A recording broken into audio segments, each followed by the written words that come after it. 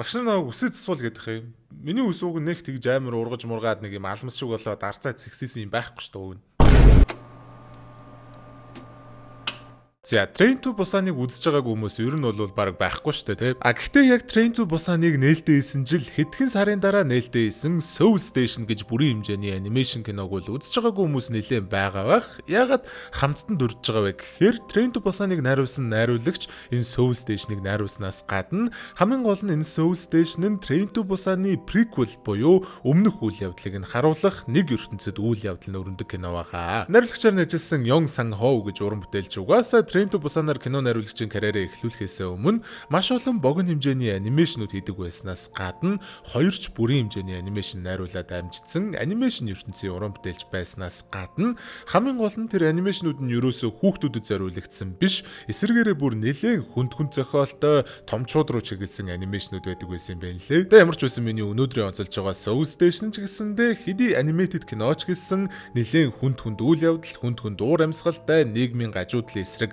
далтгаан шүүмжлэл маягийн мессеж энтертэй survival horror кино байгаа. За тийм байна да. Тэгээд эцэст нэг юм аим шиг киногоор бичлэг хийх гэж байна. Бүдүүнэ бүжиглээрээ. Сүгэрш байлаа энэ зүуд. Бэтэн бэчний тэр дор булам төрх. Хацсан чинь мас орн ганцуурхад ганц гурав номер чинь нугарч нуруу чинь төгс. Эй, bad bitch зурч чинь төгс. Чамд хэл хүүхс мөр. Тэгэхээр кино маань хүзүүндээ хазуулчихсан нэгэн хөгшин өвгөн гудамжаар алхаж явж байгаад метроны буудлын шатны хажууд хэвтээд өгж байгаагаар хэлж байгаа ахыг биендэх вируснийхээ эсрэг тэмцэж явах үеэр харин манай киноны гол дүр болох Хесун хэмээх охин найз залгуу хайх гээд гардаг. Би угаасаа нэрийн цэвэрхэн дууд чадахгүй. Тэгээ зүгээр Хесун гэж явчих заяа бурууч байж магадгүй мэдгүй. Хөрх юм чаваас тэгээ манай хоёр түрээсээ төлж чадахгүй нэлээд хонцсон юм байна лээ л дээ. Гэтэл Хесун найз залуудаа итгэдэг юм болохоор уучлаарай хажуумаа. Манай найз залуу ажилд орцсон гэсэн удахгүй цалин нь буух байх гэж ядгийг. Данч найз залуу нь буюу Кевүн гэж нөхөр угаасаа арчаагүй юм байх нь ойлгомжтой шүү дээ. Песинт сууж идгээс гадна хамгийн гол нь Хесүний зургийг нэг сонин сайтад тавьснаа санхүү аван маягийн бичсэн байдаг. Харин тийм найз өхнийхөө биеийг нүлүүлж түрээсээ төлөх гэж байгаа юм байна лээ. Ажилд орсон нь ч худлаа заяа. Песинийхээ цагийн мөнгийг ч төлж чадахгүй тэгснээ биеийг нүлүүлж байгаа анхны тохиолдол нь ч биш юм бэлээ заяа. Сүүлдээ бүр хэн ерөн чамаа гудамжинд золбинтоод бие үнлээд явж яхад чинь жинхэнэ хайраар хайрлж энгийн хүн болголоо. Намайг яаж зовж зүдэрч дажгүй цалинтай ажил хайж байгааг мэдсээр байж муу хуваа бодсон хүлэгч юунда хачаа иш гаргаад байгаа энэ тэргээ шумуулны боож гоч юу вэ? Энэ үеэр Саккю гэж нэг ахгүй интернетэд тавьсан постыг олж харчгаад нүд нь орой дээрээ гарч байгаа. Шууд Кевүнтэй холбогдож уулзсангуудаа заамдаж аваад алангаа шахдаг. Ягаад тэгэхээр Саккю манай Хесүний төрсөн аав нь юм бэлээ. Яа, you're fucked up. За энд юм болж хахад метроны буудлын дээр өнөх өвөө маань биеийг муудсан байгаа штэ. Хамт гудамжинд амьдардаг нэг залуу нь ахыг олж харчингуудаа шууд л орон гэргүүчүүдийн байранд очиод тусламж гуйсан ч нэг хідэн золбин юмнуудтай сүүлчийн өрөөг нь эзэж орчоод архитцсан сууж идгийн. Тэгснээ өөрхөн манай ахгүй учир начраа тайлбарлаад ахтчил нөгөөдүүл нь ганц ор илүүчилжлгүй амьд дээр эртхэн зайл гэд хөөчдгийн. Метроны буудлын харуулаас ч тусламж гуйж үзлээ. Нөгөөх нь та нар шиг сэжгэ юмнууд угаасаа өгчийвэл таарна дугаа зүгээр зайл гэд хөөчдөг. Сүүлдээ үнэхээр аргаа бараад хаах гэжсэн эмийн сангийн ихчээс анаа байж байгаарэ гэж гуйнгуудаа өөрт байсан эцсийн мөнгөөрөө өвчин намдагч авчихад бариад очсон чинь өвөө айл хизээний амьсгал хураацсан байлгүй яах вэ? Хөөх юм ин хамаг л нус нулимсандаа хутгалдаад метроны ажилчдад энэ тухай хэлсэн ч хамгийн сонин нь буцаж очиод шалгахад өвөөгийн цогц байхгүй болцсон байдгийн. Ямар сони юм бэ гэж бодсон ч гэсэн ашгүй ахгүй амьд л байгаа юм байна гэд хайхаар явнаа.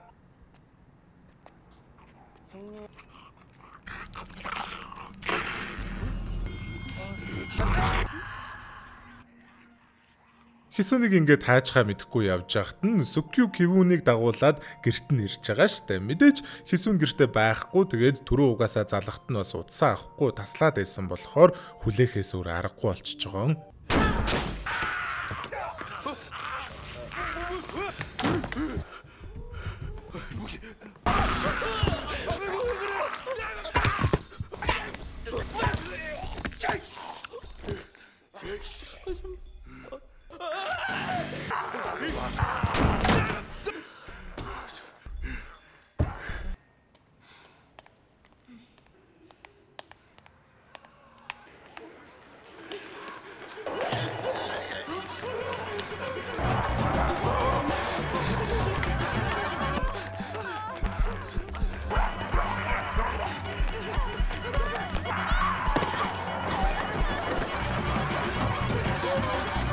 Ингэж сухтаасаар цагдаагийн газар руу орж чаддаг ч гэсэн нөгөөдүүлэндээ муу сайн заваа юмнууд яах гэдгийг зайлаач гэж солиорж жогоод бүүндөө халуулгад өгөхөд арай гэж нэг цагдаагийн амтаар дөрүүлээ торонд орж чаддаг. Гэтэ тэгээ лайвуулж нөгөө цагдаа нь гаран дээр хазуулсан байлгүй яах вэ? Тэгснээ нэмэлт хүч дуудахдаа бөөн орон гэргүй гудамжны заваа золби юмнууд цагдаа нар руу дайрж яана гэж солиороод сүүлдээ бүр таагуурууд ч гэсэн би яаж идэх юм уу золби юмнууд юу сэдэд байгаа ингээд бөө мууга далаагаад аалах нь хөөе.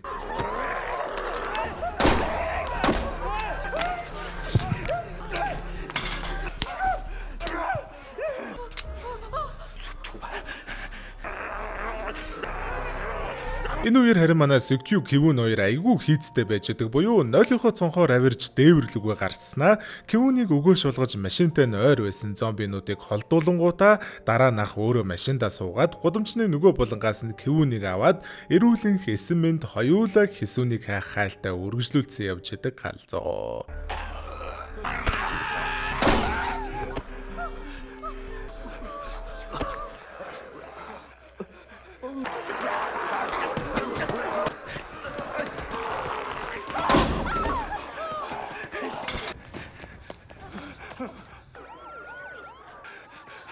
Ашгүй гадаа эмнэлгийн машин байсан байлээ. Хисүн суучаад шууд Кивун руу залгаж эмнэлэг рүү явж байгаа тухайга хэлэх бөгөөд аав нь ирсэн тухай сонсцоход баярлсандаа тэслэхүү нулимс туслуулцдаг. Дотор юу болсон бэ хаа?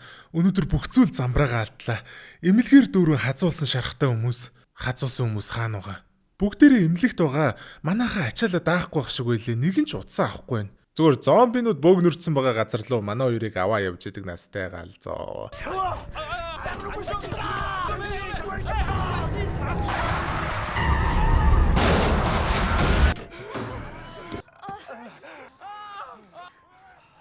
Улмаар манай хоёр нэг метроны буудлын руу оронгуудаа хаалтны төмөрнийх нь доогуур шургаж ороод төмөр замаар алхнаа. Кивун Сукью хоёр руу залгаж эмнэлэг рүү очиж болохгүй шүү гэж хэлэх гэсэн ч угаасаа чаваас төмөр зам эсэг сүлжээ байхгүй штэ дотроо залбираал алхаад ахаас өөр аргагүй болж байгаа. Мэдээж нөгөө хоёр маань айл хизээний эмнэлэг дээр үрээд ирсэн Сукью бүр Хисүнийг хайх гээд дотгошоогоо яваад орчдөг.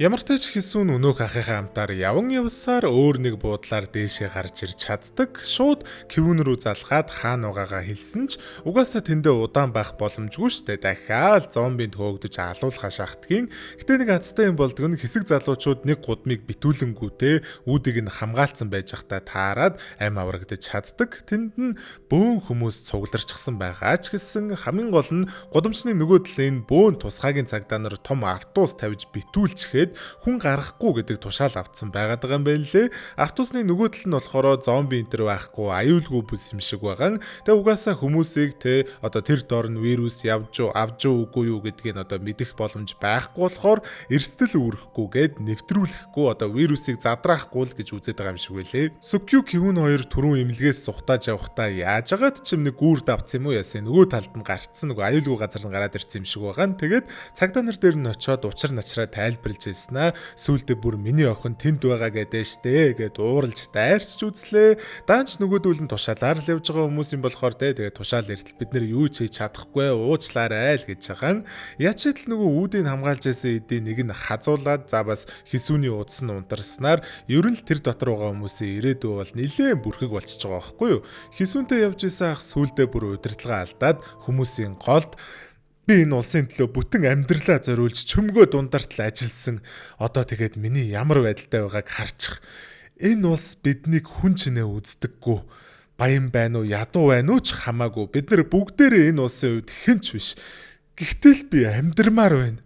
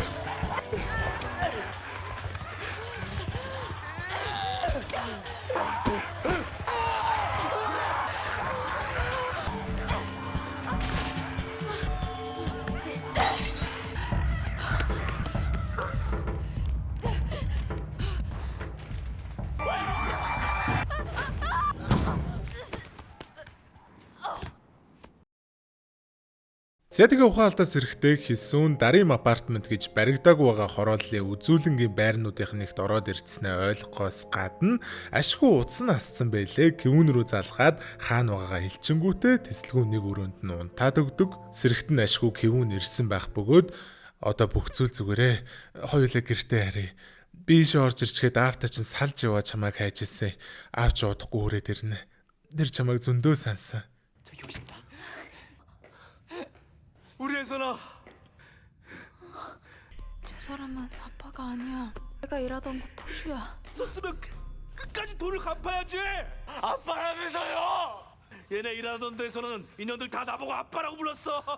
Харин тийм аав нь биш байсан юм байлээ. Хисүүн бие үнэлдэг байхдаа нэлээ их мөнгө зээлчгээд зүхтаага даалга болцсон. Тэгээд тэрнээс нь болоод амьдрал нь сүрсэн гэж өөрөө ярьж илээ. Тэгээд гадаа зомбиний вирус тархаад бөө юм болж байхад өөрийнхөө амийг эрсдүүлэн байж араас нь хөөж олж ирж гинэ гэхээр ер нь бол жоохон цоо ирүүл хүн биш ээ л гэсэн үг л дээ гэснээс. Чаавастаа тэгээд Кивүүн Хисүүнийг хамгаалж Сүкюг араас нь хутгалах гэж оролдож жогоод өөрөө хоолоогоо хэрчүүлээд үхчихдгийг Сэмхигээр нь Хисүүн гарч гүгээд бөө муур хулган болж эцэст нь баригдах нь ойлгомжтой л да.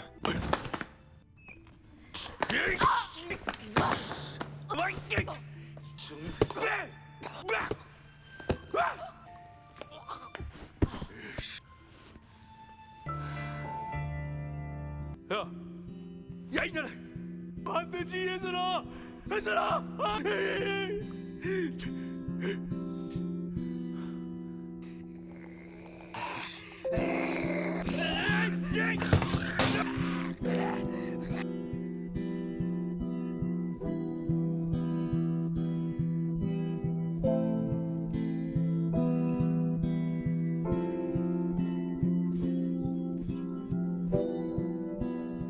За тэг өнөөдөр маань бичлэгийн дөрөв өндөрлж гин. Тэгээд энэ кино бас надад айгүй юм одоо онцгой нэг юм чухал кино гэх юм уу. Ягаад тэгэхээр би яг энийг амар сайн санаад байт юм. Би яг 10 жилд байсан байхгүй. Тэгээд нэг шүн хичээлээ хийх гээд даалгавраа хийгээ суужсан байхгүй. Тэгээд өглөө нь шууд нэг унтахгүйгээр маргааш нь хичээлдээ явах гээд даалгавраа хийсэн сууж ирсэн аа.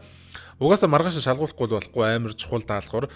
Тийм байхад би бичлэгээ юмэр санагдаад яг үнэхээр даалгавраа хиймээргүй санагдаад зүгээр л яг 10 жилд миний амар том өрөөдөл угаасаа яг YouTube-ээ бүр ингээ бүрэн цагаар хийгээд энийг ингээ амьдралаа болгоод амьдрах гэдэг угаасаа YouTube бол яг миний амар том өрөөдлүүдийн нэг байсан байхгүй юу. Тэгээд яг тэрийг айгүй илтгэх кино гэх юм уу. Би хичээлээ хийх хэрэгтэй байхад энийг үзээд энүүгээр бичлэг хиймээр санагдаад яг бичлэгээ хийх гээд бүр зохиолоо бичих гээд энийг үзээ суужсан байхгүй юу.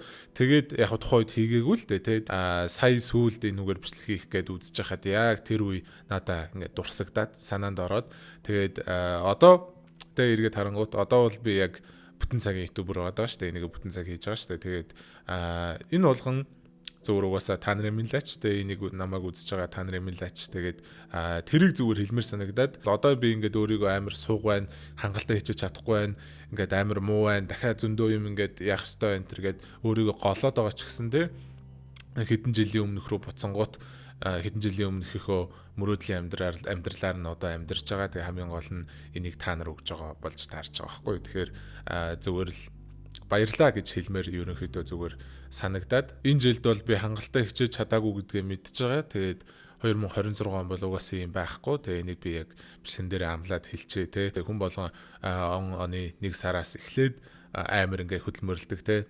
Тэгтээ хамгийн гол нь тэгж хөдөлмөрлөж байгаад яг дараа жилийнхээ 12 сарын 31 хүртэл тэр хөдөлмөрөө одоо ингээд хадгалж авч үлдэж чаддгүй шүү дээ. Би та нарт хадгалж авч үлдэж харуулнаа. За 2026 он бол угаасаа их юм бүтээх жил гэж би харж байгаа. Би байнгын өөртөө амладаг ч гэсэндээ хүн ер нь өөртөө жоохон хайргүй гэж настай. Тэгэхээр би өөрөөсөө гадна надаа хамгийн чухал хүмүүс болох та нартай энийг андгаалаад шууд ингээ хэлчихээ те. 2026 онд зөндөө их юм инэ харцлагаарай за. Он гарахаас өмнө нэг бичлэг орно. За тэгэхээр энэ бас энэ 25 оны сүүлийн бичлэг биш. Тэгээ тийм болохоор дараачих бичлэг төвчээртэй сайхан хүлээж байгаарай.